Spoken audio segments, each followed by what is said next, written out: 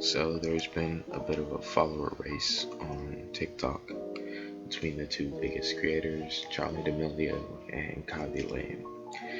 Charli D'Amelio is a really big TikToker. I'm sure you've heard of her. She's all over.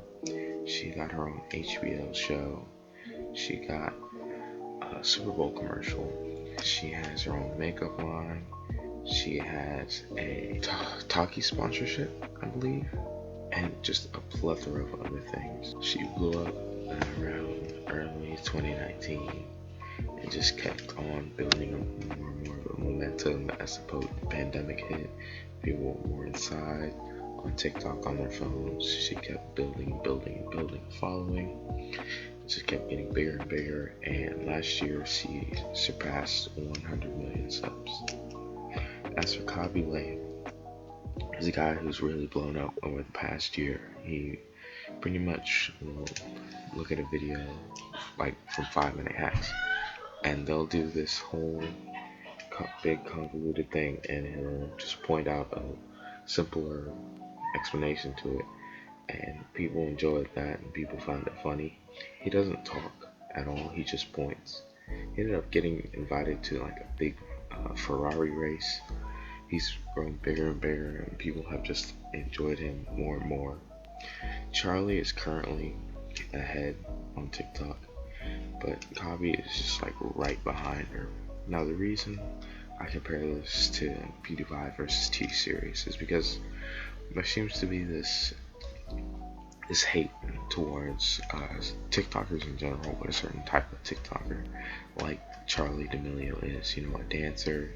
People consider them to be more cringy and stuff like that. It's sort of uh,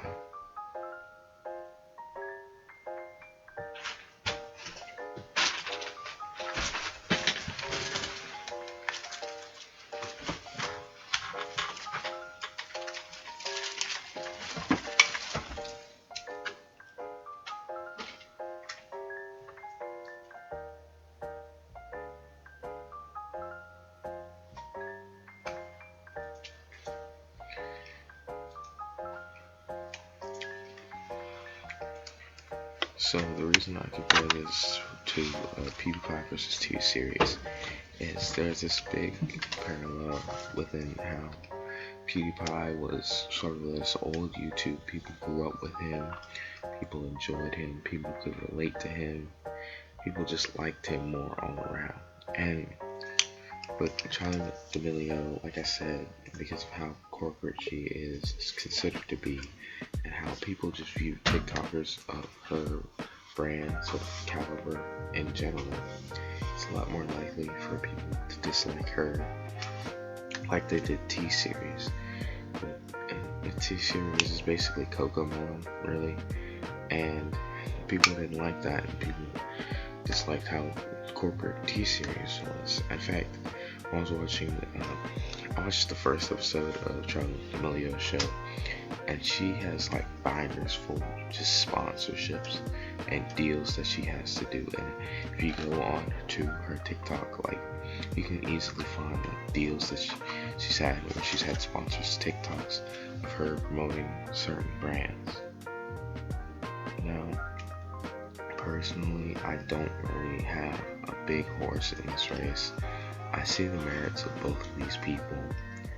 It's insane that like you and I would be sitting here even like thinking about something like this, because social media really didn't bust onto the scene until I was like a really young kid, and people didn't really start getting big on social media until like maybe 10 or so years ago. I would say it might have been a little sooner, but it feels like this is such a new thing to people, and that's part of the reason why some of these TikTokers get so much hate, is because they're children, right? Basically, that kind of just have it easy, and they can kind of just dance, and they do face a lot of hate because of what they do. But people just like that they have to work their 9 to 5 and do that. But I'm getting off on a complete tangent, so I'm gonna go back to the main subject. Who do I think will win? Well, honestly, Just given how Charli's firmly in the lead and how she's gonna keep growing and growing and growing, this really isn't like a race. Like with PewDiePie and TSeries, I don't think there's going to be a clear-cut winner. I think both of these people are going to win because they're going to keep getting money, they're going to keep getting deals, they're going to keep being famous. But that's pretty much wraps it up for me. So I'm out. Bye. Thank you for watching.